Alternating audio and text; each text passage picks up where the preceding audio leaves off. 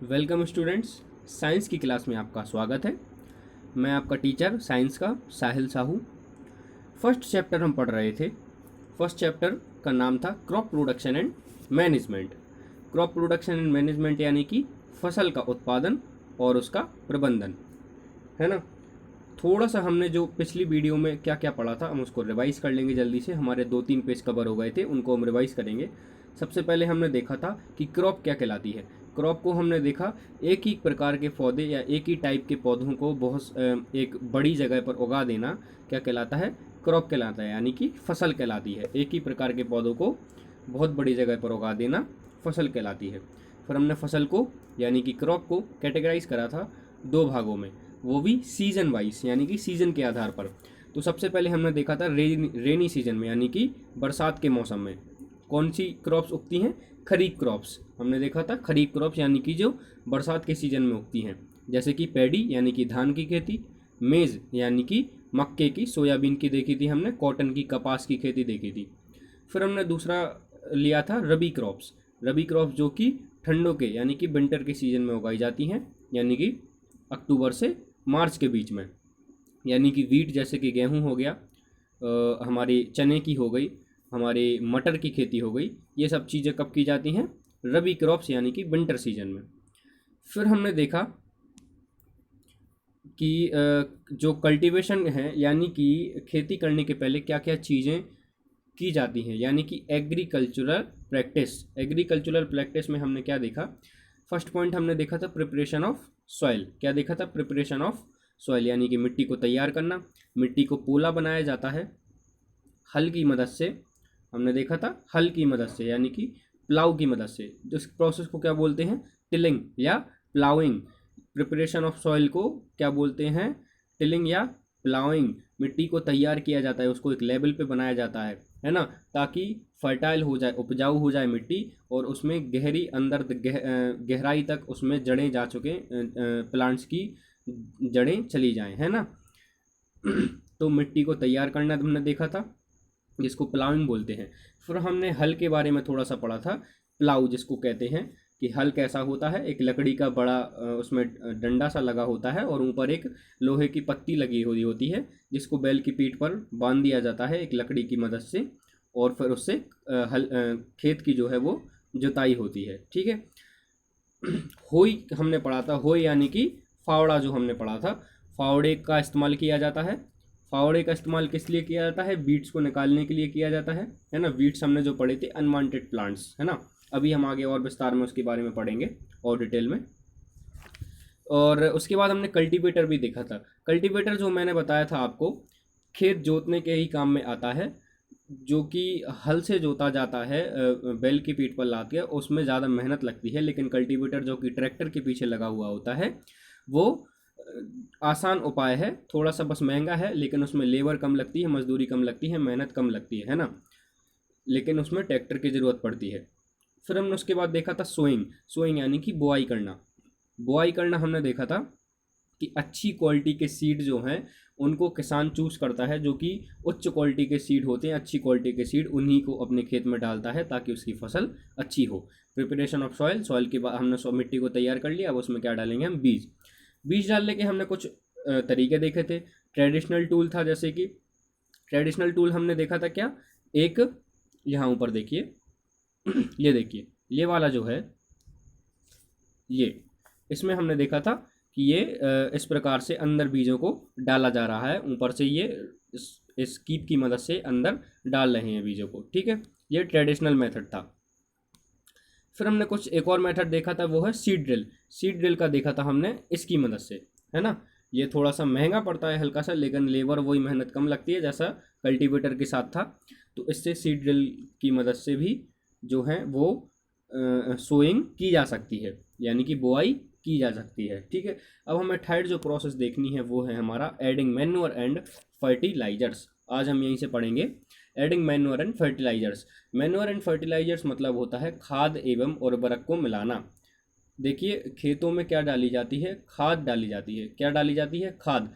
खाद और उर्वरक मतलब होता क्या है, मैन्योर एंड फर्टिलाइजर्स आखिर क्या कहलाते हैं।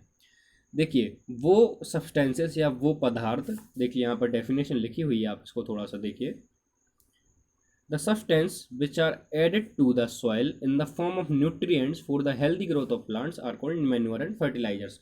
कुछ ऐसे सब्सटेंसेस, कुछ ऐसे पदार्थ जो कि मिट्टी में मिलाए जाते हैं। किस लिए मिलाए जाते हैं?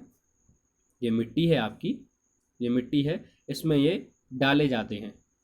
किस लिए डाले जाते हैं? ताकि जो आपके पौधे उगे, जो आपकी फसल उगे, उनमें ज़्यादा न्यूट्रिएंट्स मिले, उनको ज़्यादा न्यूट्रिएंट्स मिल पाए और आपकी पौधे जो हैं, एक फसल जो है वो बिल्कुल हेल्दी हो, है ना, अच्छी फसल उगे। उसके लिए खाद को मिलाया जाता है, यानी कि मैन्योर एंड फर्टिलाइजर्स को मिलाया जाता है। किस लिए मिलाया जाता है मिट्टी में? ताकि मिट्टी में न्यूट्रिएंट्स की कमी ना हो, न्यूट्रिएंट्स मिले, पोषक तत्वों की कमी ना हो, है ना, इसलिए खाद को मिलाया जाता है। आगे हम पढ़ते हैं। देखिए, आपको ये तो पता ही होगा कि जो मिट्टी है वो क्या करती है? मिनरल्स प्रोवाइड करती है, मिनरल्स और न्यूट्रिएंट्स प्रोवाइड करती है। किसको? पौधों को।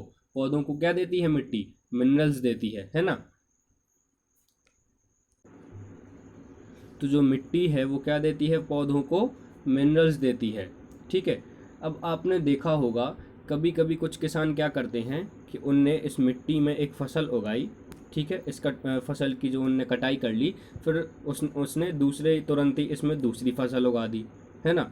तो अब क्या होगा इसमें? ऐसे में क्या होता है कि जो मिट्टी है उसमें न्यूट्रिएंट्स की कमी हो जाती है ना। अब इसने ले लिए इतने सारे न्यूट्रिएंट्स, इस फसल ने ले लिए, जब इसकी कटाई हुई तो अब इसमें वापस न्यूट्रिएंट्स आने के लिए टाइम तो लगेगा ना, मिट्टी में न्यूट्रिएंट्स आने के लिए टाइम लगेगा। लेकिन किसान ने क्या करा, कुछ किसानों ने क्या करा कि दूसरी फसल भी तुरंत ही उगा दी। तो फिर ऐसे में क्या होगा? मिट्टी में न्यूट्रिएंट्स की कमी हो जाएगी। अब न्यूट्रिएंट्स की कमी हो जाएगी तो इस कमी को पूरा करने के लिए किसान क्या करते हैं? वो मिट्टी में खाद डालते हैं। क्या डालते हैं? खाद, यानी कि मैन्योर्स, यानी कि खाद डालते हैं, ठीक है। अगर पूरी तरीके से मिट्टी को मैन्योर ना मिले, इम्प्रॉपर और sufficient manuring result in weak plants, अगर आप मिट्टी में खाद नहीं डालेंगे तो पौधे जो हैं वो कमज़ोर हो जाएंगे। क्या हो जाएंगे? कमज़ोर हो जाएंगे। इसलिए खेतों में खाद मिलाना ज़रूरी होता है, ठीक है। अच्छा, खाद मिलाना ज़रूरी तो होता है, लेकिन खाद होती क्या है ये तो पता चले पहले। मैन्योर मतलब, है ना, जो मैन्योर इसको हिंदी में हम खाद कहते हैं, ये होती क्या है? खाद जो है वो एक जैविक पदार्थ है ना। क्या है? एक ऑर्गेनिक सब्सटेंस है, एक सब्सटेंस है, एक पदार्थ है। कहाँ से प्राप्त होता है? ये हमें मिलता है जो एनिमल्स होते हैं ना, उनकी डंग से, यानी कि जैसे उनका वेस्ट जो हो गया, उनका गाय का गोबर हो गया, भैंस का गोबर हो गया, इन सब के गोबर से क्या बनती है? खाद बनती है। इन गोबर को, इनके एनिमल के वेस्ट को क्या करता है जो किसान है वो एक गड्ढे में डालता जाता है। खुले में, एक खुला कहीं खेत हुआ, खुली जगह हुई, वहाँ पे एक गड्ढा है, उसमें ये इसको डालता गया, इसमें यहाँ पर गड्ढा भर गया जब, तो उसको ऐसे ही खुला छोड़ देता है। क्या करता है? उसको ऐसे ही खाद को खुला छोड़ देता है। अभी खाद को नहीं, मतलब जो भी उसने वेस्ट डाला है एनिमल्स का, उसको उसने खुला छोड़ दिया। अब फिर उसमें क्या लगेंगे? छोटे छोटे माइक्रो ऑर्गेनिज्म लग जाएंगे, छोटे छोटे सूक्ष्म जीव लग जाएंगे, है ना, छोटे छोटे कीड़े मकोड़े लग जाएंगे। ये इसको पूरा क्या कर देंगे? डिकम्पोज कर देंगे, पूरी तरीके से छोटे छोटे पार्टिकल्स में तोड़ देंगे, डिकम्पोज कर देंगे, ताकि इसकी क्या बन जाएगी? खाद बन जाएगी, है ना। तो हमने क्या देखा कि खाद कैसे बनी? सबसे पहले किसान ने एक गड्ढा लिया, इस गड्ढे में उसने क्या कर दिया? एनिमल्स का वेस्ट डाल दिया, है ना, गोबर वगैरह सब इसमें डाल दिया और उसको खुले में ऐसे ही छोड़ दिया। उसमें माइक्रो ऑर्गेनिज्म लग गए, छोटे छोटे बैक्टीरिया लग गए, और उनने उसकी क्या बना दी? खाद बना दी। फिर इसी खाद को क्या करता है किसान जो है वो खेतों में डाल देता है।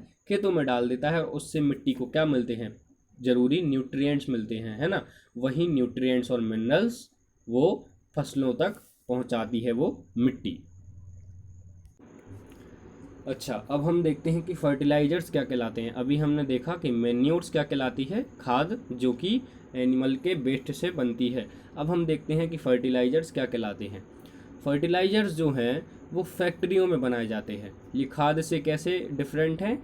खाद तो नेचुरल बनती है ना, नेचुरल तरीके से बनती है, लेकिन जो फर्टिलाइजर्स हैं उनको फैक्ट्रियों में बनाया जाता है। जैसे कि कुछ फर्टिलाइजर्स के नाम यहाँ पर दिए गए हैं: urea, ammonium sulphate, super phosphate, potash, NPK, nitrogen, phosphorus और पोटेशियम। ये कुछ हमारे फर्टिलाइजर्स के नाम हैं।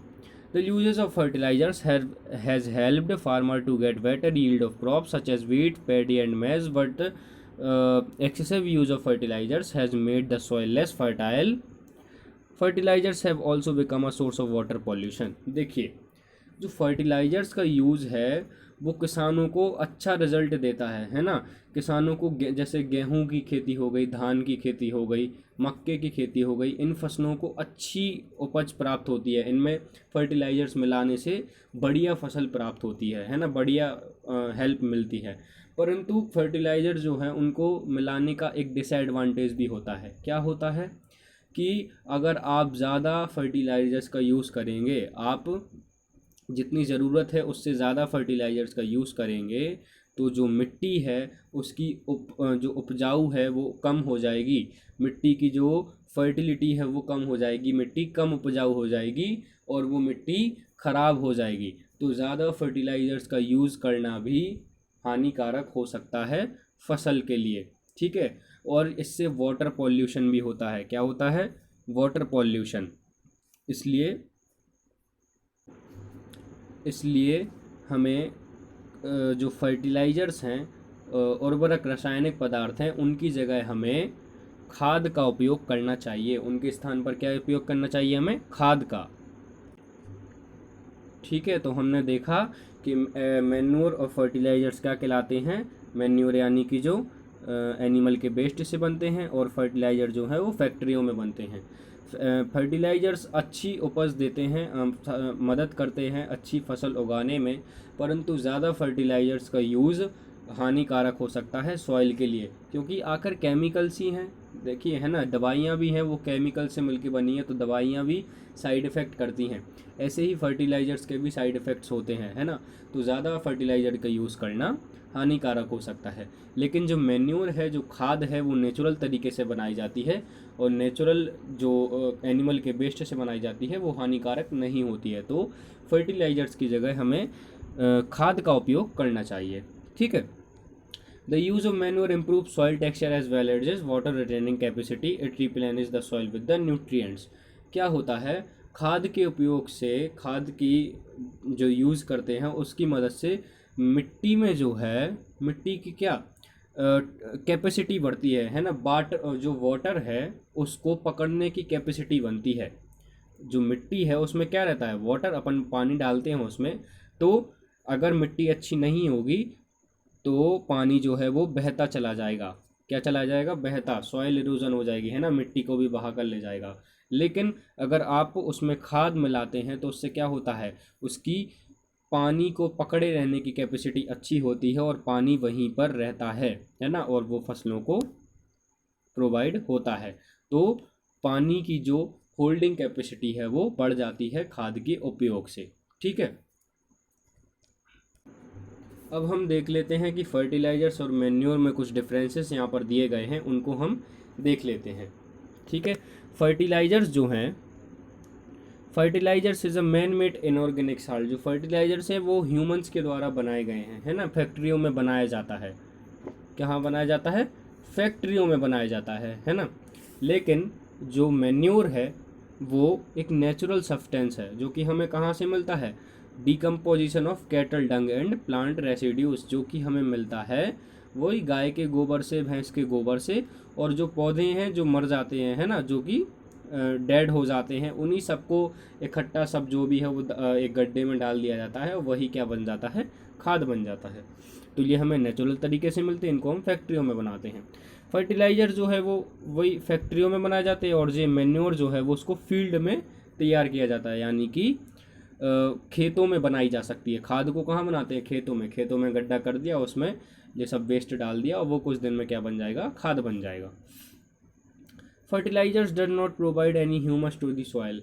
फर्टिलाइजर्स जो है वो मिट्टी को ह्यूमस नहीं देते हैं ना, नमी नहीं देते हैं फर्टिलाइजर्स। लेकिन जो मैन्योर है वो बहुत ज़्यादा नमी देते हैं, अच्छी खासी मात्रा में मिट्टी को क्या देते हैं? नमी देते हैं, और तभी इसकी जो वाटर होल्डिंग कैपेसिटी है वो बढ़ जाती है, पानी को पकड़े रहने की क्षमता, है ना। Fertilizers are very rich in plant nutrient like nitrogen, phosphorus and potassium. Fertilizers में अच्छे खासे पोषक तत्व होते हैं, है ना। न्यूट्रिएंट्स बहुत पाए जाते हैं फर्टिलाइजर्स में, जैसे कि नाइट्रोजन हो गया, फॉस्फोरस हो गया, पोटेशियम हो गया। और मैन्योर्स में उतने न्यूट्रिएंट्स नहीं होते हैं, मैन्योर में जो है उतने न्यूट्रिएंट्स नहीं होते हैं। तो पर फिर भी फर्टिलाइजर्स का कम उपयोग करना चाहिए, खाद का हमें ज़्यादा उपयोग करना चाहिए। ऐसा भी नहीं कि फर्टिलाइजर्स का उपयोग ना करें, करें लेकिन एक मात्रा, एक सीमित मात्रा तक ही करें। ज़्यादा फर्टिलाइजर्स का यूज़ करना हानिकारक हो सकता है सॉइल के लिए, ठीक है, उससे उसकी फर्टिलिटी भी जा सकती है। अच्छा, अब हम देख लेते हैं कि एडवांटेजेस ऑफ मैन्योर क्या है, खाद जो है हम मिलाते हैं उसके फ़ायदे क्या हैं। It enhance the water holding capacity of the soil, वही मैंने आपको बताया कि ये वाटर की होल्डिंग कैपेसिटी बढ़ाता है ना, यानी कि जल धारण क्षमता को बढ़ाता है। जो मिट्टी में आप पानी दोगे वो वहीं पर रुका रहेगा, बहेगा नहीं, है ना, तो उसको मिट्टी जो है पानी को पकड़े रहती है, सूखे रहती है। It makes the soil porous due to which exchange of gases become easy.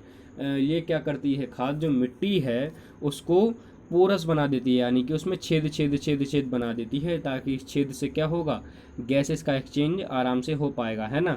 इसमें हवा जा पाए, एयर जहाँ पर जा पाएगी और नीचे से जो एयर है वो ऊपर आ पाएगी, तो पोरस बना देती है, यानी कि छेदेदार बना देती है, ठीक है।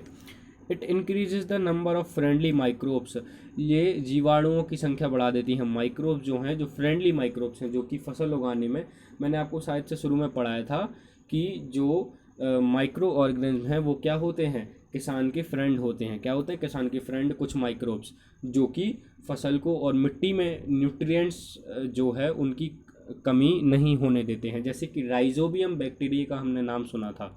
राइजोबियम बैक्टीरिया जो है, आपने पिछली क्लासेस में पढ़ा होगा, वो जड़ों में लगा रहता है। ये जो पौधे की जड़ है इनमें लगा रहता है, और ये क्या देता है, नाइट्रोजन जो है वो प्लांट डायरेक्ट नहीं ले पाता है, तो नाइट्रोजन को कन्वर्ट करता है सॉल्यूबल फॉर्म में राइजोबियम बैक्टीरिया, ताकि ये प्लांट जो है वो नाइट्रोजन ले सके, ठीक है।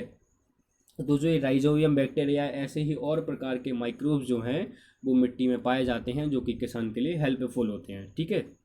It improve the texture of the soil, ये मिट्टी को जो है उसके गठन का सुधार करता है, यानी कि उसका टेक्सचर सुधारता है ना, ऊबड़ खाबड़ मिट्टी जो है उसको एक लेवल पर अच्छा बना देता है, ठीक है।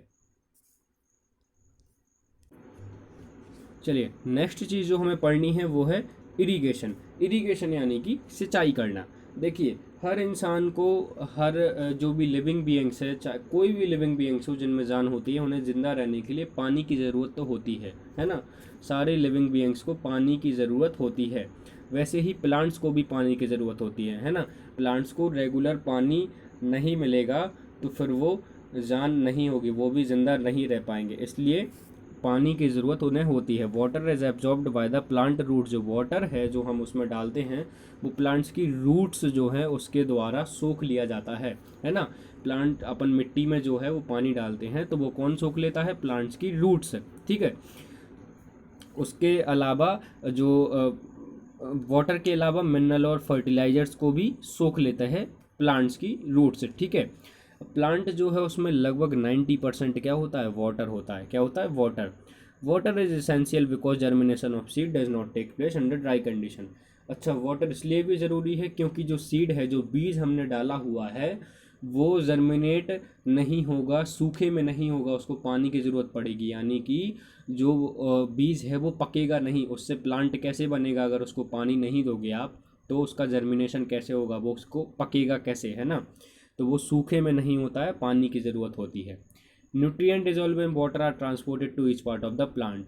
अब जो न्यूट्रिएंट्स है जो मिट्टी में, वो अगर हम पानी देंगे तो पानी में ही न्यूट्रिएंट्स घुलेंगे, और वो पानी फिर कहाँ जाएगा, हमारे प्लांट्स में जाएगा, है ना। वही क्या जाएगा, प्लांट्स के हर पार्ट में जाएगा। तो इसी प्रकार से न्यूट्रिएंट्स भी जाएंगे। Water or also protect the crop from both frost and hot air condition. To maintain the moisture of the soil for healthy crop growth, field have to be watered regularly. अच्छा, पानी जो है वो गर्मी से भी बचाए रहता है प्लांट्स को, है ना। गर्म हवाएं जो आती हैं उनसे भी बचाया रहता है कि ताकि वो मुरझाए ना। इसलिए हमें एक हेल्दी क्रॉप अगर उगानी है, एक हेल्दी क्रॉप का प्रोडक्शन करना है, अच्छी फसल चाहिए, तो हमें रेगुलर पानी देना पड़ेगा अपने प्लांट्स को, ठीक है, या अपनी फसल को, ठीक है। कहने का मतलब यही है। इरिगेशन माने कि सिंचाई, यानी कि प्लांट्स को, फसल को रेगुलर पानी देना।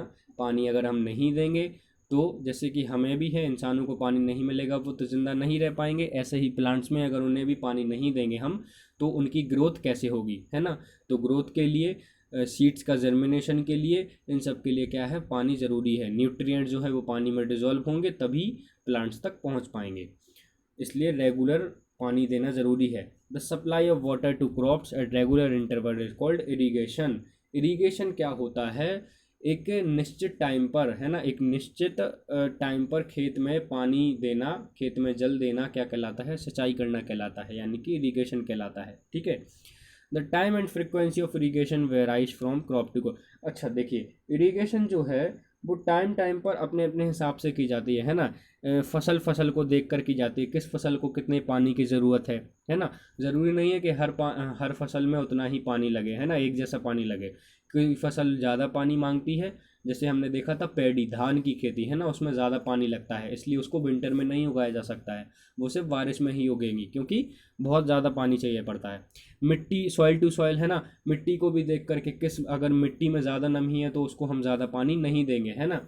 लेकिन अगर मिट्टी सूखी है तो उसको ज़्यादा नमी बनाने के लिए उसमें खाद वगैरह डालना पड़ेगा और पानी ज़्यादा देना पड़ेगा।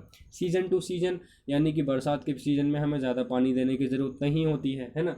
लेकिन अगर गर्मियों का सीज़न हो तो वहाँ पर हमें ज़्यादा पानी देने की ज़रूरत होती है ताकि पेड़ पौधे जो हैं या फसल है वो सूख ना जाए, है ना।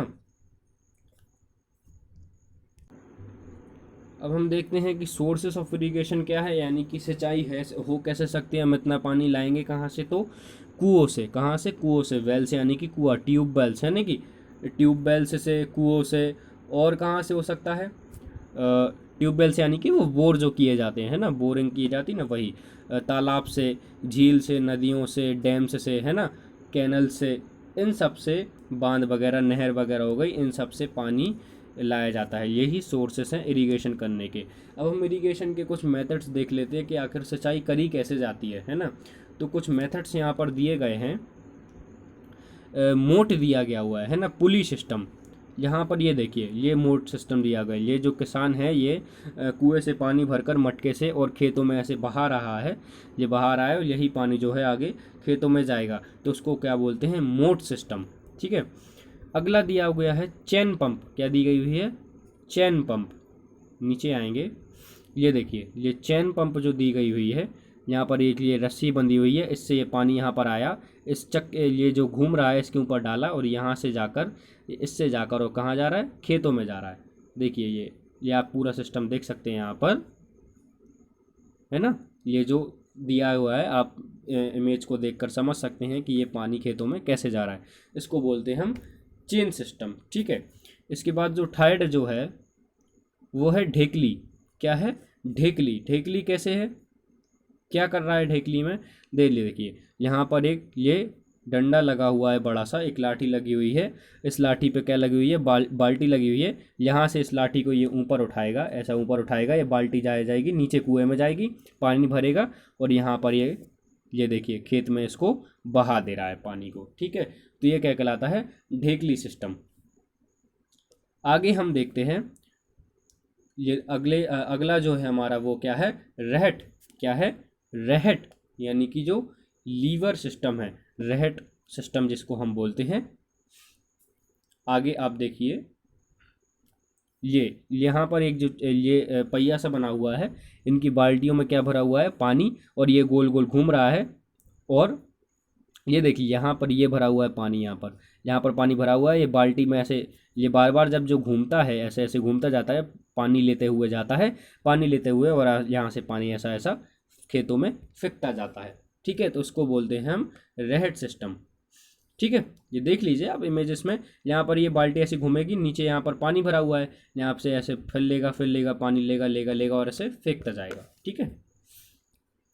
तो यही कुछ जो इरिगेशन के मेथड्स होते हैं। ठीक है। लेकिन ये बहुत ज़्यादा पुराने मेथड्स हो चुके हैं। जैसे कि हमने देखा हल से खेत जोतना बहुत पुराना तरीका हो चुका है, ज़्यादा मेहनत लगती है उसमें। लेकिन नए तरीके में आप देखेंगे कि कल्टीवेटर की मदद से, यानी कि जो ट्रैक्टर के पीछे, फिर है ना।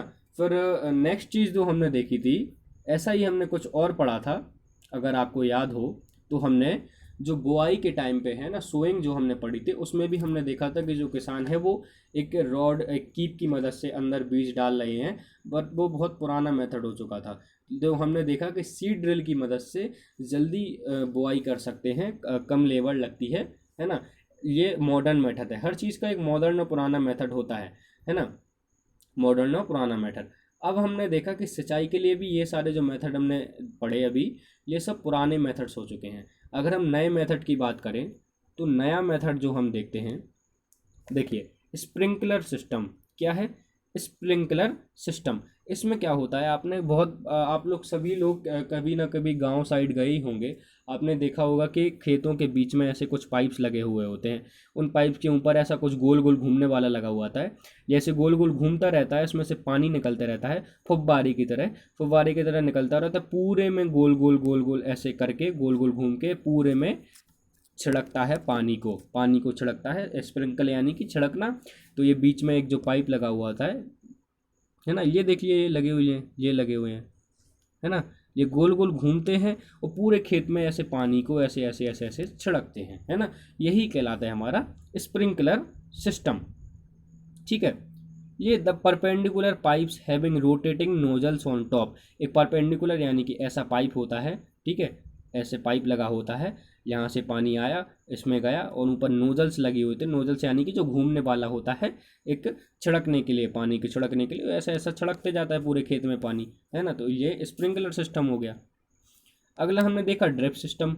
ड्रिप सिस्टम में क्या होता है, नीचे देखिए, ये देखिए, ये कुआं है, इससे डायरेक्ट पाइपलाइन गई हुई है। ये पाइपलाइन यहाँ पर जाकर डायरेक्ट खेत में जुड़ी हुई है, यहाँ पर एक खेत में जुड़ी हुई है, खेत में डायरेक्ट जुड़ी हुई है। ये पानी डायरेक्ट कहाँ जा रहा है, मिट्टी में जा रहा है, मिट्टी में जा रहा है। तो डायरेक्ट रूट्स में, मिट्टी में क्या जाएगा, फिर रूट्स में पानी ये चला जाएगा। तो ये कहलाता है हमारा ड्रिप सिस्टम, यानी कि डायरेक्ट एक नल जड़ी हुई है और डायरेक्ट ये खेतों में जा रहा है। आपने कभी खेतों में अगर आप गए हो तो आपने देखा होगा, खेतों में एक बड़ी सी सटक डली होती है, बड़ी सी नली जो है, बड़ी सी एक सटक डली हुई होती है, वो डायरेक्ट खेतों में डली हुई होती है ऐसी, और उसमें पानी आता रहता है और पूरे खेत में जाता रहता है। तो ये सिंचाई का एक तरीका हो गया, ठीक है, इसको हम जिसको ड्रिप सिस्टम कहते हैं। तो ये हमारा इरिगेशन हो गया। अब हम आगे बढ़ते हैं, प्रोटेक्टिंग फ्रॉम वीड्स। सबसे पहले हम देखते हैं कि वीड्स क्या कहलाते हैं। In a field many other undesirable plants may grow naturally along with the crop. These undesirable plants are called weeds. Weeds माने हमने इंग्लिश हिंदी में इसका मतलब देखा था खरपतवार। क्या देखा था? खरपतवार।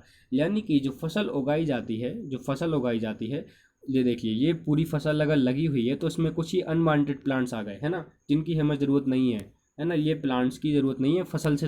अगर हमने गेहूँ उगाया है, ये सारी गेहूं की फसल है, तो ये गेहूं के प्लांट्स नहीं होंगे, ये कोई भी प्लांट्स कुछ भी अलग से उगाए हैं जो, तो इनको ही हम वीड्स कहते हैं। अब ये अगर लगे होंगे, आप ही सोचिए कि एक फील्ड है अगर, है ना, उसमें अगर हमने ये लगाए हुए हैं प्लांट्स, जो भी फसल हमने लगाई हुई है, उसमें अगर दूसरे प्लांट्स बीच में उगाएं तो वो भी तो पानी का यूज़ करेंगे, है ना। जो हम पानी फसलों को देंगे तो कुछ पानी तो ये भी फिर यूज़ करेंगे, अगर ये लगे हुए हैं तो पानी का यूज़ करेंगे।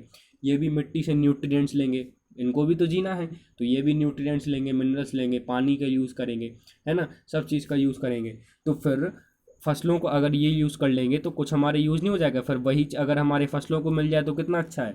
तो इनको फिर हम यूज़ करने ही क्यों दें, तो इनको हम उखाड़ कर निकाल दें, है ना, उखाड़ कर हम इनको निकाल दें। तो यही प्रोसेस जो है वो क्या कहलाती है, वीडिंग कहलाती है। क्या कहलाती है? वीडिंग। समझ में आ रहा है? वीड्स यानी कि ये अनवांटेड प्लांट्स, जो कि फालतू के प्लांट जो हैं कुछ वो उगाते हैं, उनकी जिनकी हमें ज़रूरत नहीं होती है, और इन्हीं को निकालना क्या कहलाता है? वीडिंग कहलाता है ना। आगे हम पढ़ते हैं, ठीक है। इनको कंट्रोल कैसे करते हैं? या तो आप टाइम टाइम पर देखिए, टाइम टाइम पर इनको या तो काटते रहें, है ना, या फिर आप क्या करें, weeds are also controlled by using certain chemicals called weedicides. कुछ बाजार में वीडीसाइड्स आते हैं, यानी कि खरपतवारनाशी, जिनको हम हिंदी में कहते हैं खरपतवारनाशी, यानी कि इन वीड्स को मारने वाले, है ना। अगर ये देखिए, ऊपर एक ये इंसान है, ये बना हुआ है, ये क्या कर रहा है, छिड़क रहा है, कुछ दवाइयाँ छिड़क रहा है, कहाँ, खेतों में छिड़क रहा है। ये दवाइयाँ जो खेतों में छिड़की जाती हैं, इनसे ये अनवांटेड प्लांट्स मर जाते हैं, वहीं पर मर जाते हैं, है ना। इनसे फसलों को हमारी कुछ भी नुकसान नहीं होता है, बस ये अनप्लांटेड प्लांट जो आ जाते हैं वही सिर्फ हमारे मर जाते हैं। ठीक है, तो अगर आपको काटना नहीं है तो टाइम टाइम पे ये दवाई छिड़कते रहते हैं।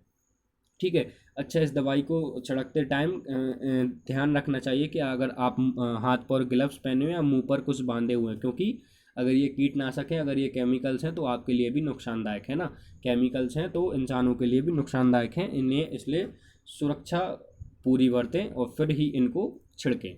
ठीक है, चलिए नेक्स्ट हमें देखना है हार्वेस्टिंग। क्या देखना है? हार्वेस्टिंग। अब हमने अभी तक क्या क्या पढ़ लिया? एडिंग मैन्योर एंड फर्टिलाइजर्स, खाद और उर्वरक को मिलाना। ठीक है, फिर हमने देख लिया हमारा इरिगेशन, सिंचाई करना। ठीक है, फिर हमने देख लिया बीड्स क्या कहलाती हैं और बीड्स को हटाना। ठीक है, अब हम देखते हैं हार्वेस्टिंग। हार्वेस्टिंग यानी कि कटाई। हार्वेस्टिंग क्या होता है? कटाई करना। भैया फसल उगा तो ली है, अब उसको काटना तो पड़ेगा ना। अगर उसको खाना है तो काटना तो पड़ेगा। तो फसल आपकी उग गई। कोई भी फसल है वो लगभग 3 से 4 महीने का टाइम लेती है अच्छी तरह से। जो भी अनाज है वो पकने में कम से कम 3 से 4 महीने का टाइम लेता है। जैसे ही वो टाइम पूरा हो गया, अब फसल की कटाई का टाइम आता है। कटाई किस चीज़ की मदद से की जाती है हमारे यहाँ? सिकल की मदद से। किस चीज़ की मदद से? सिकल। देखिए हंसिया बना हुआ है ना, इसको हम हंसिया या फिर दरांत कहते हैं। दरांत या हंसिया कहते हैं। इसकी मदद से, किचन में आप सभी के होगा, इसकी मदद से कटाई की जाती है। ठीक है, या फिर मॉडर्न तरीका है। देखिए वही मैंने बताया, मॉडर्न तरीका भी है। हार्वेस्टर की मदद से की जाती है। हाथ से अगर नहीं काटना है तो हार्वेस्टर की मदद से की जाती है। हार्वेस्टर एक मशीन होती है, उसकी मदद से भी कटाई की जाती है। अब कटाई तो कर ली। अब कटाई जो कर ली तो भूसा है, तो भूसे में से बीजों को या दानों को अलग करना।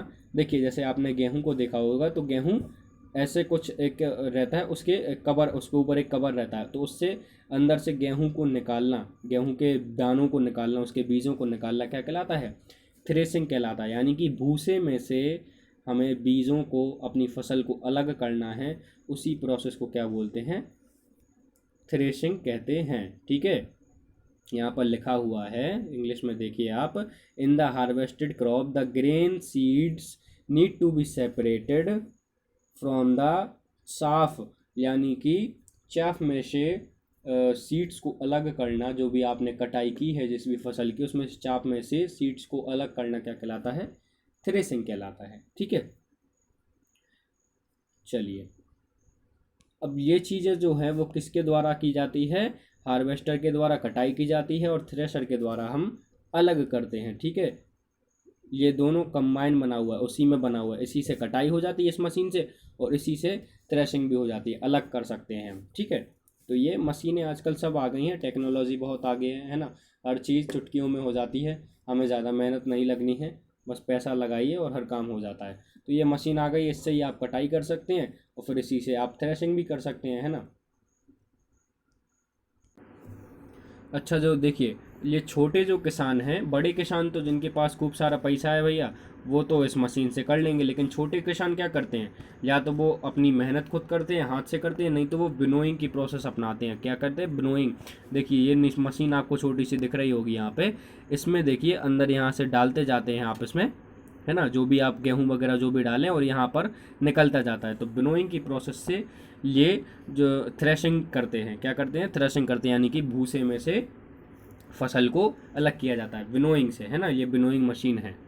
ठीक है, और जो ऊपर थी वो कंबाइन थी, ये इससे कटाई भी हो जाती है और थ्रेशिंग भी हो जाती है, पर महंगी है। वो विनोइंग मशीन जो है वो थोड़ी सस्ती है, और छोटे किसान इसी को यूज़ करते हैं। ठीक है, नेक्स्ट हमें देखना है स्टोरेज। क्या करना है? अगर आपने अब फसल को काट तो लिया है, अब उसको, इतनी सारी फसल को रखना भी तो है आपको, है ना। तो ये भी तो एक इम्पोर्टेंट का वर्क है ना, महत्वपूर्ण कार्य है फसल को रखना। यदि फसल जो है वो अधिक अधिक उसको टाइम तक रखना हो अगर आपको, तो उसे नमी से बचाना पड़ेगा, है ना, ताकि उसमें नमी ना आ जाए। उसको कीट से बचाना पड़ेगा, है ना, इंसेक्ट्स वगैरह से बचाना पड़ेगा, रेट्स से बचाना पड़ेगा, चूहों से, है ना, और माइक्रो ऑर्गेनिज्म, छोटे छोटे सूक्ष्म जीव, कीड़े मकोड़े उसमें ना लग जाए, सीधी सी बात है। तो इन सब चीज़ों से बचाकर हमें उसे रखना पड़ेगा, और नमी, है ना, गीली भी ना हो जाए, क्योंकि ताज़ा फसल जो रहती है उसमें नमी होने की मात्रा ज़्यादा होती है। तो उसको पहले हमें प्रॉपर धूप में सुखाना पड़ेगा, उसके बाद ही हम उसको क्या कर सकते हैं? रख सकते हैं ज़्यादा टाइम तक के लिए। किसान क्या करता है? बोरों में भरकर रखता है। क्या करता है? बोरों में भरकर जो है वो फसल को अपनी रखता है। या फिर धातु के बड़े बड़े मतलब मेटल्स के बड़े बड़े क्या होते हैं, बर्तन होते हैं, उनमें भी जैसे कि ड्रम वगैरह हो गए, उनमें भी जो है अपनी फसल को वो रखता है। ठीक है,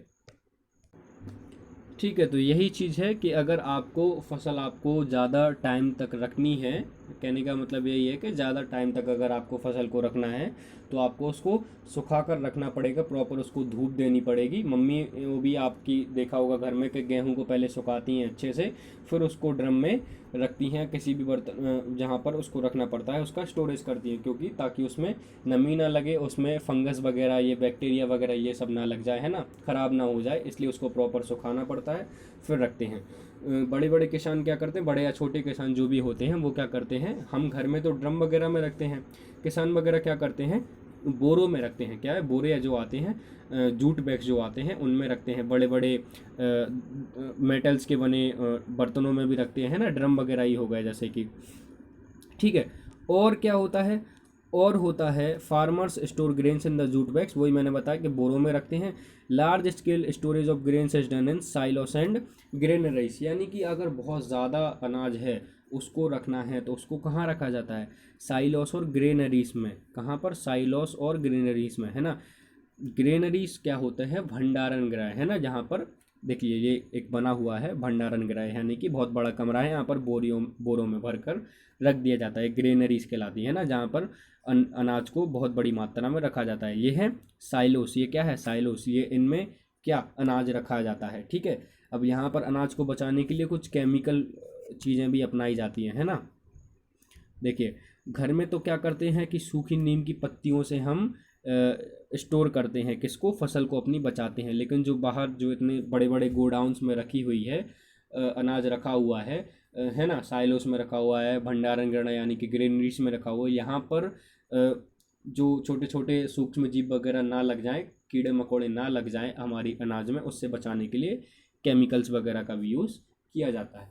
कहने का मतलब यही है कि स्टोरेज जो है वो छोटे छोटे वो हम घर पर तो कर लेते हैं ड्रम वगैरह में, लेकिन किसान जो है वो बोरों में करते हैं, बोरे वगैरह में रखते हैं, जूट के जो बैग्स हैं बड़ी बड़ी ड्रम्स वगैरह में रखते हैं, साइलोस में रखते हैं, ग्रेनरीज में रखते हैं। ठीक है, और केमिकल वगैरह भी यूज़ करते हैं बचाने के लिए, प्रॉपर धूप लगा के सुखा के ही इनको स्टोरेज किया जाता है। ठीक है, चलिए हमने जो भी चैप्टर पढ़ा थोड़ा सा हम उसकी समरी देख लेते हैं कि हमने आखिर क्या क्या याद किया इसमें। ठीक है, तो in order to provide food to our growing population we need to adopt certain agriculture practice, यानी कि अगर जो बढ़ती हुई जनसंख्या है, जो हमारे देश की पॉपुलेशन है, ठीक है, उसको इतना सारा भोजन देने के लिए हमें एग्रीकल्चर प्रैक्टिस करनी पड़ेगी, यानी कि खेती करनी पड़ेगी, तभी हम इतने सारे लोगों को खाना पहुंचा पाएंगे, भोजन पहुंचा पाएंगे। Same kind of plant cultivated replace constitute a crop, यानी कि एक ही प्रकार के प्लांट को बहुत बड़ी जगह पर लगा देना, बहुत बड़ी जगह पर लगा देना क्या कहलाता है, क्रॉप कहलाता है, फसल कहलाती है। ठीक है, in India crops can be broadly categorize into two types of based on season, rabi and kharif crops. India में हम क्रॉप्स को दो टाइप से डिवाइड करते हैं, कौन कौन सी, रबी क्रॉप्स और खरीफ क्रॉप्स। ठीक है, वही मैंने बता दिया, रबी क्रॉप्स क्या कहलाती हैं, जो विंटर सीजन में, खरीफ क्रॉप्स जो बारिश के सीजन में।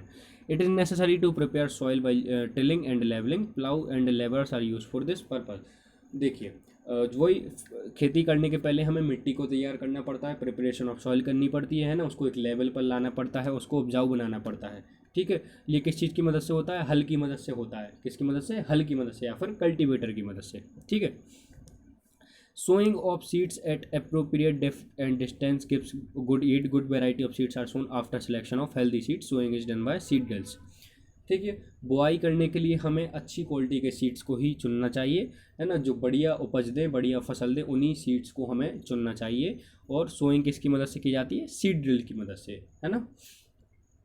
Soil needs replenishment and enrichment through the use of organic manure and fertilizers. Use of chemical fertilizers has increased tremendously with the introduction of new crop varieties. Soil जो है उसको हमें उपजाऊ बनाए रखने के लिए, उसमें न्यूट्रिएंट्स को बनाए रखने के लिए हमें उनमें मैन्योर और फर्टिलाइज़र डालना पड़ता है, यानी कि खाद और उर्वरक डालने पड़ते हैं। ठीक है, खाद और उर्वरक अगर हम टाइम टाइम पर डालते रहेंगे तो उसमें न्यूट्रिएंट्स की कमी नहीं होगी, जो कि प्लांट्स को मिलते हैं, ठीक है, मिनरल्स और न्यूट्रिएंट्स की कमी नहीं होगी। आजकल मॉडर्न क्या हुआ है, क्रॉप मतलब फसल के आजकल नए नए तरीके आ गए, तो उनमें फर्टिलाइजर्स का यूज़ ज़्यादा किया जाता है ना। फर्टिलाइजर सस्ते पड़ते हैं, फर्टिलाइजर्स का यूज़ ज़्यादा किया जाता है। Supply of water to crops at appropriate interval is called irrigation, जो कि समय समय पर क्रॉप्स को, फसल को अपनी पानी देना क्या कहलाता है, इरीगेशन कहलाता है, सिंचाई करना। Weeding involve removal of unwanted and uncultivated plants called weeds. Weeds मैंने जो बताया था आपको, अनवांटेड प्लांट जो कि फालतू के पौधे, पेड़ पौधे उगाते हैं, उनको निकालना क्या कहलाता है, वीडिंग कहलाता है ना। Harvesting is cutting of the mature crop manually और बाय मशीन्स। हार्वेस्टिंग क्या कहलाती है, वही कटाई करना, आपकी फसल उग गई, 3-4 महीने में पक गई, फिर उसको काटना क्या कहलाता है, हार्वेस्टिंग करना। Separation of the grains from the chef is called threshing. वही भूसे से हमारे बीजों को या हमारी रियल जो फसल है उसको अलग क्या करना क्या कहलाता है, थ्रेशिंग करना कहलाता है। Proper storage of grains is necessary to protect them from pest and micro organism. हमें प्रॉपर उनका स्टोरेज करना होगा। अगर हम खुली कहीं भी जगह पर रख देंगे अगर ऐसे ही फसल को, तो उसमें कीड़े लग जाएंगे, है ना, गिलहरी वगैरह, चूहे वगैरह सब खा जाएंगे उसको। तो उसकी प्रॉपर स्टोरेज करना पड़ेगा हमें, है ना, उनको बचाना पड़ेगा इन सब चीज़ों से। Food is also obtained from animals for which animals are reared, this is called animal husbandry. Food हमें फसल के अलावा, जो प्लांट्स के अलावा हमें एनिमल से भी मिलता है ना। एग हो गया, मिल्क हो गया, मीट हो गया, बटर हो गया, घी वगैरह हो गया, पनीर हो गया, सब कहाँ से मिलता है हमें, सब एनिमल से मिलता है। इसलिए हमें एनिमल हस्बेंड्री भी करनी चाहिए, यानी कि पालतू जानवरों को पालना चाहिए, ठीक है, जानवरों को पालन भी करना चाहिए ताकि हमें उनसे भी फूड मिलता रहे। तो ये जो हमारे था चैप्टर यहीं पर ख़त्म होता है आज, ठीक है। इसके क्वेश्चन आंसर की PDF मैं आपको भेज दूंगा। मैं आपको एक बार कॉपी में लिख के भेजूंगा, आपको उसी फॉर्मेट में लिखना है, बिल्कुल सेम वैसे ही आपको अपनी कॉपी पर लिखना है। एक बार मैं आपको लिख कर बता दूंगा कि कैसे लिखा जाता है, पर बाकी के आगे के चैप्टर्स मैं आपको PDF में भेजता रहूँगा, आप अपनी कॉपी पर करते रहिए, ठीक है। और मेरे को कॉपी की फ़ोटो खींच कर आप भेजिए, अपना नाम लिख कर और क्लास लिख कर, ठीक है। और ये हमारा चैप्टर यहीं पे ख़त्म होता है। आपको जो भी डाउट्स हो तो आप मेरे को कॉल करके पूछ सकते हैं, या फिर आप मेरे को मैसेज भी कर सकते हैं। जो भी कुछ डाउट हो, जो भी चैप्टर में समझ में ना आया हो, उसको प्रॉपर डाउट्स को कॉपियों पर लिखें, बुक रीडिंग करें। और वर्क मैं आज ही PDF आपको भेज दूंगा, ये लेक्चर कंप्लीट कीजिए और उस PDF से क्वेश्चन आंसर्स को लिखिए अपनी कॉपी पर, और वर्क प्रॉपर कंप्लीट करिए अपना, है ना। अच्छा, ब्लैंक एक चीज़ और बता दूं, जो आप कॉपी में लिखेंगे, एक साइड ब्लैंक पेज होगा, एक साइड लाइन होगा, तो आपको दोनों साइड लिखना है। आपको ब्लैंक पेज खाली नहीं छोड़ना है, आपको पेज के दोनों साइड पर लिखना है। डेट प्रॉपर डालें, पेज नंबर प्रॉपर डालें और वर्क कंप्लीट करें। इसके बाद आपको PDF मिल जाएंगी इस लेक्चर को पूरा देखने के बाद, ठीक है। तो आपका चैप्टर यहीं पे ख़त्म होता है, ठीक है बच्चों। और अगले चैप्टर को हम पढ़ेंगे, ठीक है। और ये चैप्टर यहीं पे ख़त्म होता है। Thank you.